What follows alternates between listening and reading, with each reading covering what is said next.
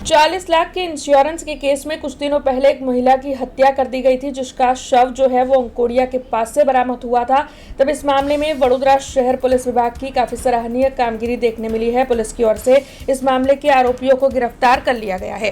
दरअसल वडोदरा तालुका पुलिस थाने की हद में अंकोड़िया गाँव की सीम में 10 दिसंबर को एक महिला की हत्या कर दी गई थी। तब आपको बता दें कि शुरुआत में तो मृतक की पहचान भी जटिल बन गई थी, लेकिन उसके बाद में पुलिस लगातार जांच में जुटी हुई थी। तब ये पता चला कि मृतक जो है वो गोरवा के निवासी रमीज राजा बकूमिया के साथ आखिरी बार देखने मिली थी और मृतक की पहचान अजीका बानो दीवान के तौर पर हुई थी।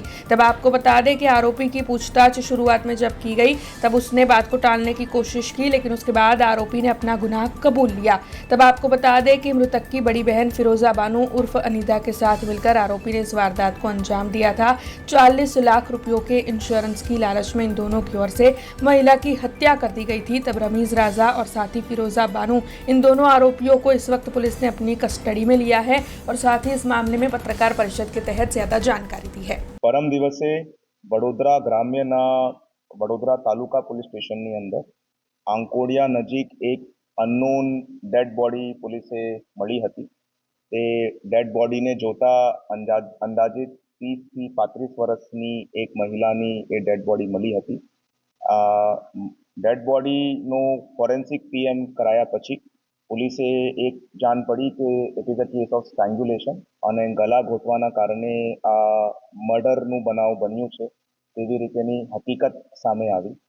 એ હકીકતને ધ્યાને રાખતા સર્વપ્રથમ પોલીસ દ્વારા આ વિક્ટિમની આઈડેન્ટિટીને પ્રસ્થાપિત કરવાનું કાર્ય ચાલુ થયું અને પોલીસ દ્વારા આ વિક્ટિમને શોધીને એ જાણ પડી કે આ એક અજીના બાનુ મુસ્તફા દિવાન 36 વર્ષની મહિલા છે, જો પોતે ગોરવા વિસ્તારની અંદર રહે છે। એમની ડેડ બોડી છે।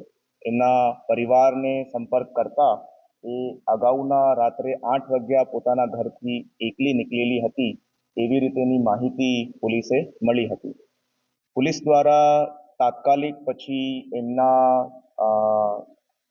કોલ ડિટેલ્સ, એમના મોબાઈલ ફોન તરફથી ઇન્વેસ્ટિગેશન કરવામાં ચાલુ કરાવવામાં આવ્યું।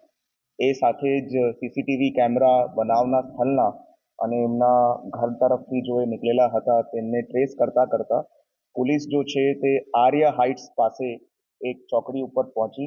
ત્યાં એક ઇસ્મ દ્વારા એમને પોતાના મોપેડ ઉપર લઈ બેસાડીને આગળ જતાની હકીકત પોલીસે જાણ પડી। જ્યારે પોલીસ એ સીસીટીવીને આગળ પાછળ જોતી હતી ત્યારે અમે એક જો અક્યુઝ છે એમનું એક ક્લિયર પિક્ચર મળ્યું અને એવી રીતેની અમારા હ્યુમન સોર્સિસથી માહિતી મળી કે આ અક્યુઝ આ ફેમિલી સાથે નોન છે અને એમની મોટી બહેનના સાથે એ સંપર્કમાં છે। તો પોલીસ દ્વારા એમની મોટી બહેનની પૂછપરછ કરવામાં આવી। સાથે સાથે આ જો ઇસ્મ છે તે ઝોમેટોની અંદર નોકરી કરતો હતો। તો ઝોમેટોના રિજનલ પ્રેસિડેન્ટ સાથે વાત કરીને એમના તમામ રાઇડર્સની ડિટેલ બહાર કાઢવામાં આવી। તો પૂછપરછ દરમિયાન આ વેરીફાઈ થઈ ગયું કે આ જો અક્યુઝ છે તેમને દ્વારા જ આ લેડીનું મર્ડર કરવામાં આવ્યું છે। જો અક્યુઝ છે તે રમીઝ રાજા ઉર્ફે હનીફભાઈ શેખ, એમના દ્વારા આ વિક્ટિમ અગીના બાનુ मुस्तफ़ा दीवानનું मर्डर કરવામાં આવ્યું।